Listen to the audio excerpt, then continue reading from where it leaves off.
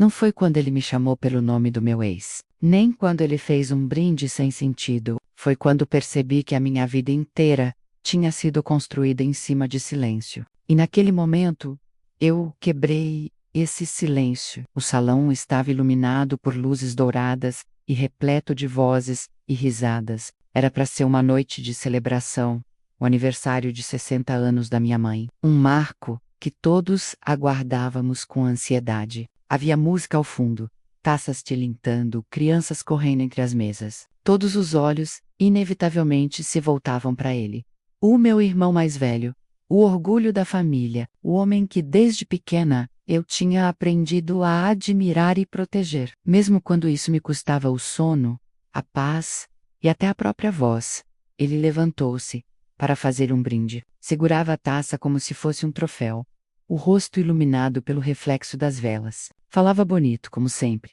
Palavras ensaiadas, carregadas de carisma, uma habilidade que encantava a todos. Mas enquanto ele sorria, eu sabia menos por trás daquele verniz brilhante. Existia um segredo podre, um fardo que eu carregava sozinha há anos. As pessoas batiam palmas, emocionadas, algumas com lágrimas nos olhos. Eu também aplaudi, mas minhas mãos tremiam. Naquele momento, não era mais possível calar, não, depois de tudo o que ele tinha feito. Não depois de ter me reduzido ao silêncio tantas vezes, me fazendo acreditar que eu devia protegê-lo a qualquer custo. Meu coração disparava. Era como se cada batida me empurrasse para a beira de um abismo, do qual não havia volta. Respirei fundo, olhei ao redor e vi rostos queridos, familiares, pessoas que sempre me chamaram de exagerada, de dramática, sempre escolhendo acreditar nele. Talvez fosse isso que mais doía. O quanto todos estavam cegos. Enquanto eu carregava as cicatrizes de um segredo sujo, levantei-me devagar. Minhas pernas tremiam, mas havia uma força maior me sustentando menos, a força da verdade. Senti que minha mãe percebeu, porque seus olhos encontraram os meus, confusos, aflitos. Ela sabia que algo estava prestes a acontecer. Posso dizer algumas palavras? Minha voz soou firme, mas dentro de mim, eu estava em pedaços. Ele sorriu, aquele sorriso arrogante, de quem nunca teme nada. Estendeu o braço num gesto teatral, como se estivesse me dando o palco. Claro, irmãzinha, a festa é da mamãe, mas a palavra é sua, irmãzinha. Sempre esse diminutivo, sempre esse jeito de me encolher diante dos outros, como se eu fosse apenas uma sombra em sua grandeza. Segurei o microfone com força. Senti o olhar de todos sobre mim, e por um instante pensei em recuar, em engolir tudo de novo, em deixar que mais uma noite fosse dominada pela mentira. Mas não. Chega de silêncio.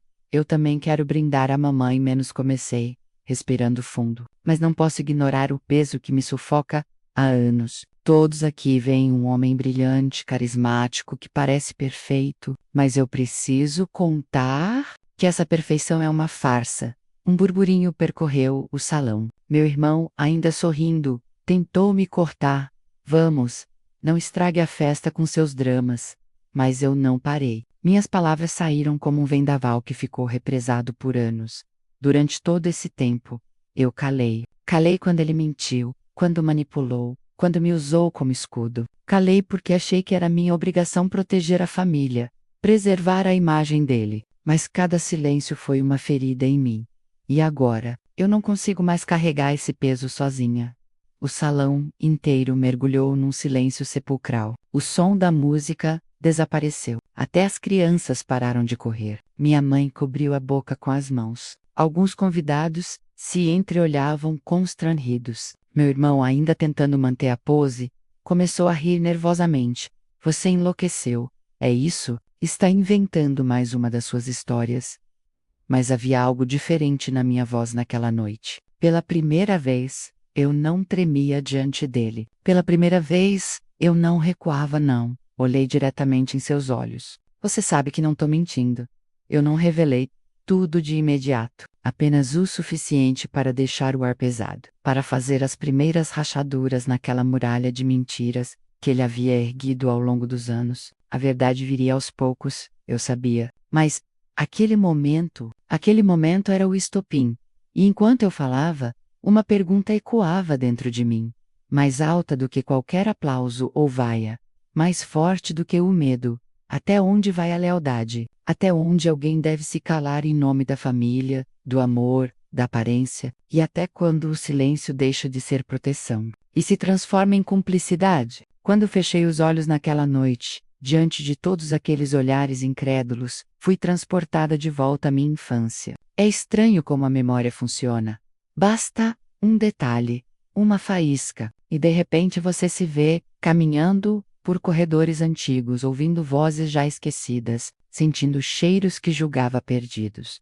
Eu tinha 6 anos quando comecei a inseri-lo como um herói. Ele, 3 anos mais velho, sempre parecia invencível aos meus olhos. Se alguém zombava de mim na escola, ele aparecia do nada punhossorados, peito estufado, pronto para me defender. Eu me escondia atrás dele, orgulhosa, como se tivesse ao meu lado um escudo humano. Ninguém mexe com a minha irmã, ele dizia, e eu acreditava com todas as minhas forças. Lembro de uma tarde chuvosa, em que voltei para casa, chorando, porque uma professora tinha me humilhado na frente da sala. Ele me esperava no portão, e quando viu meu rosto molhado de lágrimas, não perguntou nada, apenas me deu a mão e me levou até a cozinha, onde preparou 2 fatias de pão, com manteiga, do jeito que só ele sabia fazer, com açúcar por cima. Para adoçar sua boca e calar a tristeza, disse. E eu sorri mesmo com o coração apertado. Para mim, aquele gesto bastava. Meu irmão era meu protetor, meu porto seguro. Foram anos assim, de cumplicidade. Dividíamos segredos, ríamos de piadas que ninguém mais entendia. Inventávamos histórias durante as noites de apagão. Ele me ensinou a andar de bicicleta. Me ajudou a roubar mangas do quintal do vizinho. Me defendeu quando papai gritava alto demais. Eu o idolatrava. Para mim não havia ninguém mais inteligente, mais corajoso, mais brilhante, mas os ídolos também têm rachaduras. E, aos poucos, as dele começaram a aparecer. A primeira vez que percebi algo estranho foi quando ele tinha uns 15 anos. Chegava em casa tarde, os olhos vermelhos, o hálito diferente. Eu não entendia direito. Só mais tarde reconheci o cheiro da bebida. Ele ria alto, fazia piadas que ninguém achava graça, mas ao mesmo tempo tinha acessos de fúria por coisas pequenas. Lembro de uma vez em que jogou um copo contra a parede porque o arroz do jantar estava frio. Todos se calaram, e eu, em silêncio, limpei os cacos para que mamãe não chorasse mais. Depois vieram as mentiras. Pequenas no começo, estava na biblioteca, estava na casa de um amigo, eu acreditava em todas. Queria acreditar, era mais fácil do que encarar a verdade. Com o tempo, as mentiras cresceram, tornaram-se histórias elaboradas, desculpas ensaiadas, desculpas que só eu parecia perceber. Houve também momentos de agressividade direcionada a mim, não física, mas emocional. Ele sabia exatamente onde cutucar, quais palavras usar para me fazer sentir pequena, culpada, ingrata. Eu engolia tudo em silêncio, porque ainda via nele o garoto que segurava a minha mão nos dias de chuva. Ainda via nele o herói que preparava pão com açúcar para me consolar. Esse conflito me dilacerava. Como amar alguém que já não se reconhece? Como ser leal a quem cada vez mais se afasta da verdade? Eu guardava suas falhas como quem guarda pedras no bolso, pesando cada vez mais, mas incapaz de soltá-las. E mesmo assim, sempre que ele voltava com um sorriso, sempre que me chamava de irmãzinha com aquele tom doce que só ele sabia usar, meu coração se derretia. Eu acreditava que ele podia mudar. Eu queria acreditar que a fase passaria, que por baixo da bebida, da fúria e das mentiras, ainda existia aquele irmão de quem eu tanto precisava. Mas no fundo, uma voz baixa já sussurrava dentro de mim. Talvez o herói tivesse morrido muito antes, e eu apenas me agarrava à sombra de quem ele foi um dia. Depois dos primeiros sinais, as coisas não melhoraram. Ao contrário, pioraram. O que antes eram pequenas rachaduras, tornaram-se abismos cada vez mais profundos. Meu irmão parecia viver em um palco, exibindo um personagem perfeito para o mundo, enquanto nos bastidores, dentro do caça, era um ator cansado, cruel e cheio de segredos. As mentiras já não eram ocasionais, tornaram-se rotina. Cada saída dele vinha acompanhada de uma versão ensaiada. Reuniões de trabalho que nunca aconteciam, viagens que ninguém podia confirmar, compromissos misteriosos. E eu, sempre a confidente silenciosa, guardava para mim os sinais de incoerência que saltavam aos olhos. Quando ousava confrontá-lo, a resposta vinha rápida e afiada. Está com ciúmes porque eu tenho mais amigos do que você. Você é dramática. Inventa coisas só para chamar atenção. Sempre tentando me sabotar. Não é, irmãzinha? Essas palavras eram como punhaladas invisíveis. Ele sabia exatamente onde atingir. Não bastava me calar. Eu tinha que engolir a culpa que ele despejava sobre mim. E pior, aos olhos dos outros, ele sempre parecia um injustiçado. Tentei ajudá-lo muitas vezes. Sentava ao seu lado, falava baixo, como quem implora. Você precisa parar com isso. Está se destruindo. E está destruindo a gente. Mas a cada tentativa vinha a mesma reação. Risadas carregadas de ironia. Ou ataques que me faziam sentir uma traidora por sequer pensar em expor suas falhas. Foi assim que o isolamento começou. Aos poucos percebi que não tinha com quem dividir aquele fardo. Mamãe, cega pelo amor de mãe, sempre acreditava na versão dele. Os amigos, encantados pelo seu carisma, viam em mim apenas a irmã invejosa. Até mesmo parentes mais próximos me aconselhavam: não compre briga com ele. É só uma fase. Mas não era só uma fase, era uma espiral, uma descida lenta, constante, mas inevitável.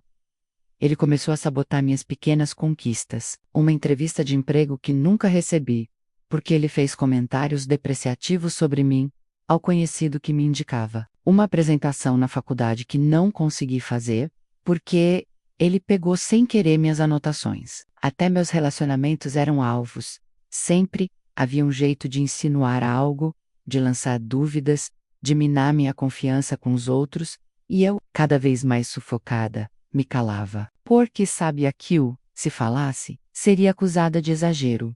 O peso psicológico era esmagador. Eu me olhava no espelho e já não reconhecia quem era. Tinha olheiras profundas, sorrisos falsos e uma angústia constante no peito. Dormia pouco, com pesadelos recorrentes, em que gritava e ninguém me ouvia. Meu corpo inteiro parecia gritar por alívio, mas a única coisa que eu fazia era guardar. E guardar, até que veio o evento detonador. Foi no funeral do nosso pai. Um dia já suficientemente doloroso, carregado de lembranças e lágrimas. Todos estavam reunidos na igreja, o caixão cercado de flores, o cheiro de incenso no ar, o silêncio pesado cortado apenas por soluços ocasionais. Meu irmão, como sempre, tomou o centro do palco, pegou o microfone e começou um discurso comovente sobre o quanto nosso pai tinha sido um exemplo, sobre valores de honestidade, família e união. Palavras bonitas, ditas com entonação perfeita, que arrancaram lágrimas e aplausos de todos os presentes, menos de mim.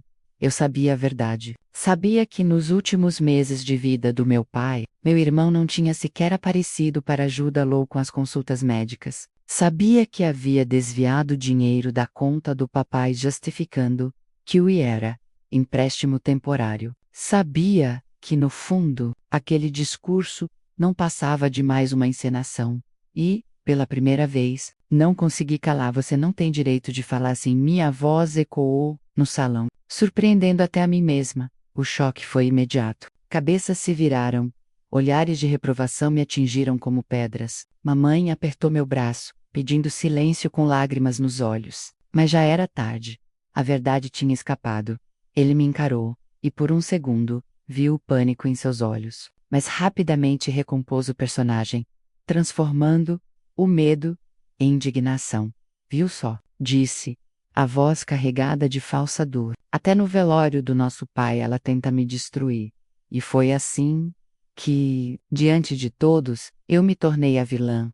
A mulher amarga, invejosa, que ousava manchar a imagem perfeita do filho querido. As pessoas se afastaram de mim, cochicharam pelas costas, algumas até disseram em voz alta que eu tinha perdido a razão. eu saí da igreja com o peito em chamas. Não por ter falado, mas por perceber que, mais uma vez, a verdade não tinha sido ouvida, que mais uma vez eu era culpada por expor, e ele, o mártir injustiçado. Foi naquele momento que entendi. Ou eu encontrava uma forma de virar o jogo, ou viveria para sempre sufocada por um silêncio que não era mais meu. Depois do funeral do meu pai, a vida nunca mais voltou ao que era. Se antes eu já carregava o peso do silêncio, agora eu carregava algo ainda pior. A marca da traidora. Bastou uma frase, uma pequena explosão de coragem, para que tudo desmoronasse de vez. Meu irmão, mestre em manipular, não perdeu tempo. No dia seguinte, já corria pela família a versão dele, que eu estava abalada emocionalmente, que não suportava sua popularidade, que inventava histórias porque era incapaz de lidar com a própria solidão. Ciúme, inveja, drama, essas palavras ecoavam em todos os cantos. As pessoas acreditavam nele com facilidade. Afinal, era mais confortável seguir a narrativa do herói do que admitir que tinham sido enganadas por tanto tempo. Aos poucos comecei a sentir as portas se fechando. Amigos de infância, que eu julgava leais, pararam de responder minhas mensagens. Convites para aniversários e casamentos simplesmente deixaram de chegar. Na rua, vizinhos me cumprimentavam com um aceno frio, como quem evita se envolver. Até no trabalho os olhares começaram a mudar. Um projeto importante que eu liderava foi, de repente, transferido para outra pessoa, sob a desculpa de que talvez eu não estivesse em condições emocionais. Mais tarde, descobri que meu irmão tinha conversado com meu chefe, insinuando que eu não era confiável, que tinha surtos de raiva, que precisava de ajuda psicológica. Foi um massacre silencioso, mas implacável.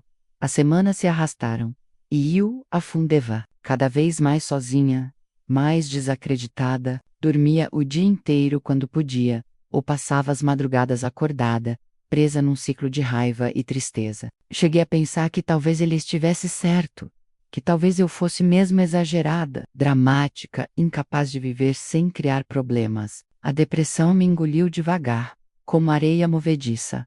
E ele, postava fotos sorridentes em redes sociais, sempre cercado de pessoas, sempre aclamado, em cada encontro de família. Fazia questão de demonstrar compaixão por mim, como se fosse o irmão, paciente, que suportava minhas crises. Quanto mais ele crescia, mais eu diminuía, mas havia algo que ele não sabia, dentro da minha dor. Algo novo começava a nascer, não foi de um dia para o outro. No começo era só uma fagulha tímida, um pensamento quase proibido, mas conforme a solidão apertava, essa fagulha se transformava em chama. Eu comecei a perceber que não se tratava apenas de vingança, menos era sobre sobrevivência. Se eu não fizesse nada, ele me engoliria por completo. Minha dignidade, minha história, minha voz, tudo viraria pó sob a sombra do herói.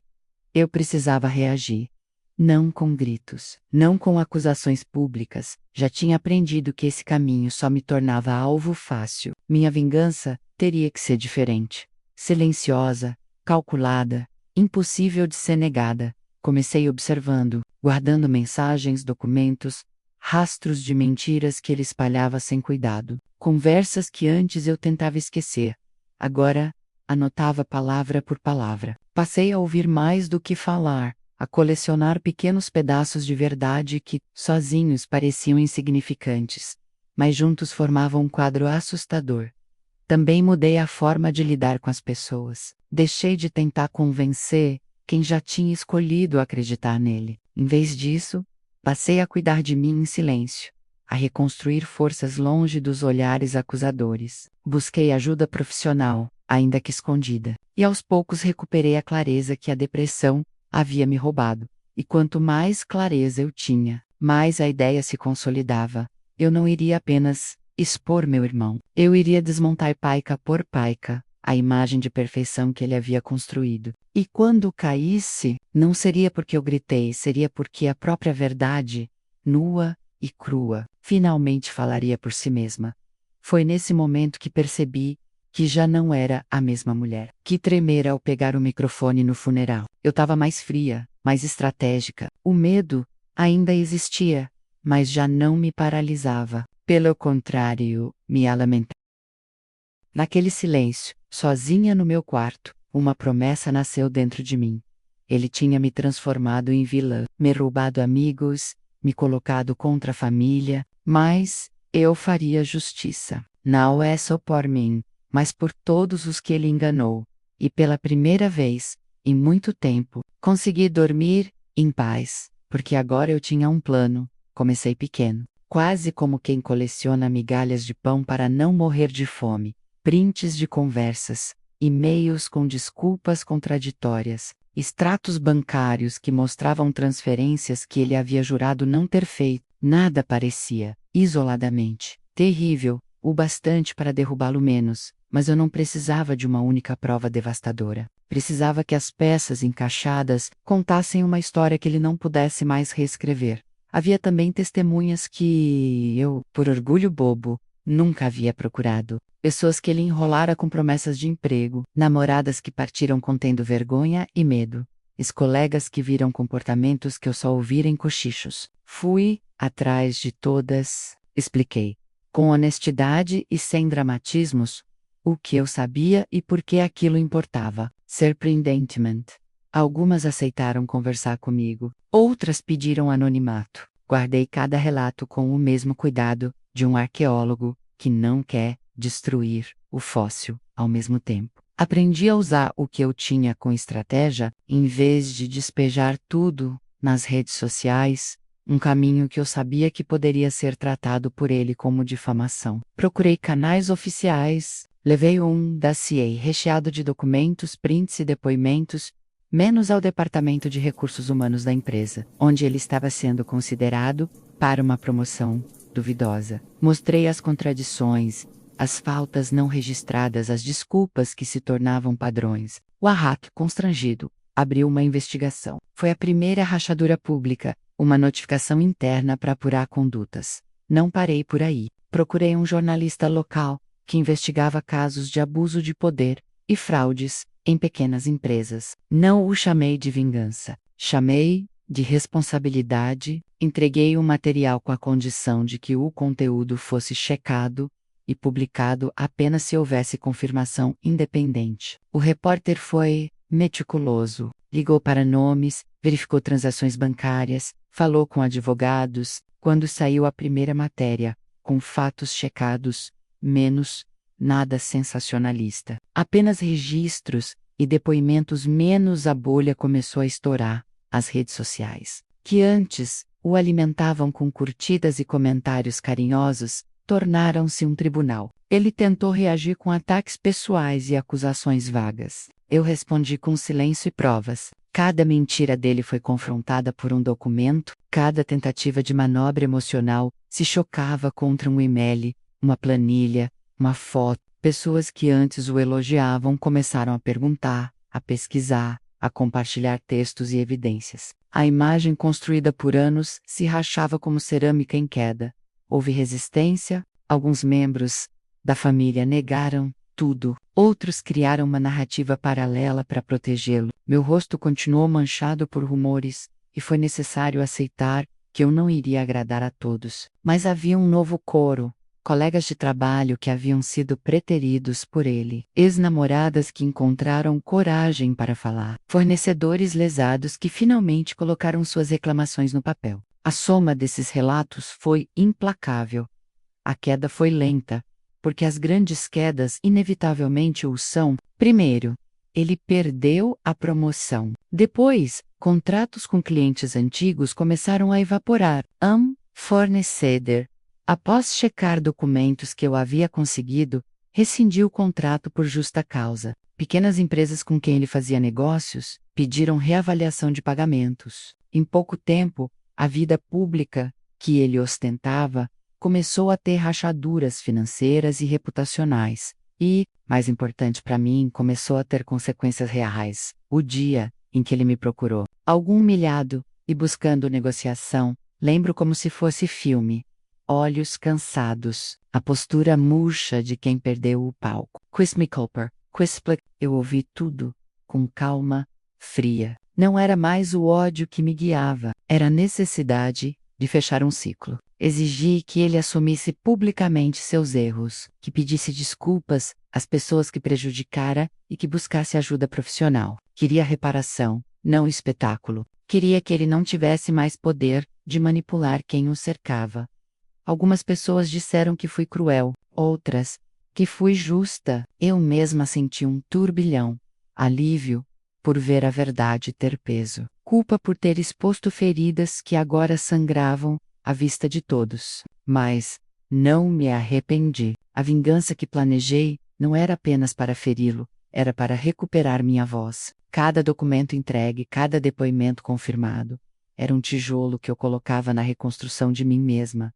No fim, a derrota dele trouxe algo inesperado: liberação. Pessoas que eu havia perdido por medo começaram a se aproximar novamente, algumas envergonhadas, outras com curiosidade cautelosa. Recebi mensagens de agradecimento de pessoas que, por anos, haviam sofrido em silêncio. E eu, que antes me sentia sufocada por ter falado, entendi que havia feito o que precisava ser feito.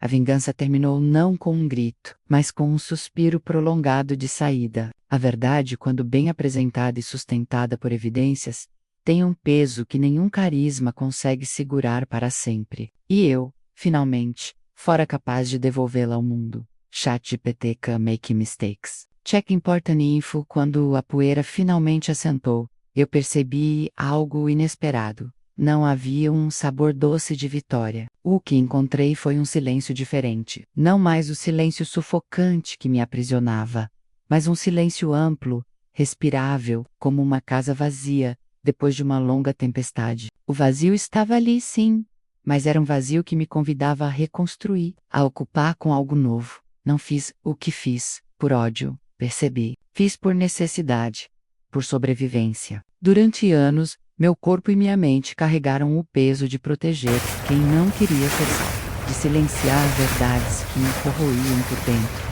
A vingança, embora parecesse um fim, foi, na verdade, o início de algo que eu precisava há muito tempo.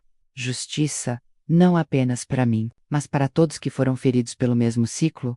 Que erguer-me foi um processo lento. Consegui um novo trabalho, em um ambiente que valorizava minha voz. Pela primeira vez, minhas opiniões eram ouvidas, sem que alguém tentasse me ridicularizar. Fiz amizades que nasceram da transparência, não da obrigação. E, talvez o passo mais importante, procurei terapia. Aprendi a olhar para minha história sem vergonha, a enxergar que as cicatrizes não eram marcas de fraqueza, mas mapas de resistência.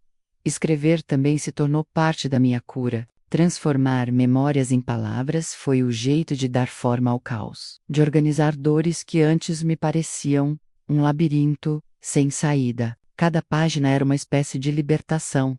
Eu não precisava mais carregar sozinha aquilo que quase me destruiu.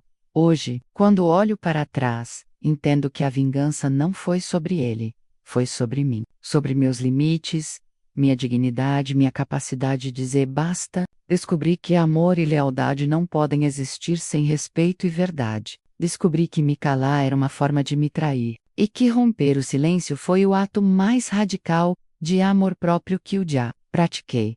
Se há algo que quero que fique desta história, é isso. Ninguém merece viver preso ao silêncio que apaga sua identidade. A verdade pode machucar, mas o silêncio corrói até o osso. Libertar-se, ainda que doa, é escolher a vida. E você? Até onde iria para se libertar do silêncio que te prende? Já viveu algo parecido, em que precisou escolher entre proteger alguém e se proteger? Conte sua história nos comentários. Eu quero ouvir. Se essa narrativa tocou você de alguma forma, compartilhe com quem precisa de coragem para romper seus próprios silêncios. Não esqueça de deixar seu comentário, curtir o vídeo e se inscrever no canal para mais histórias reais de superação, vingança e transformação. Sua voz também importa menos, e juntos podemos mostrar que ninguém precisa enfrentar isso sozinho.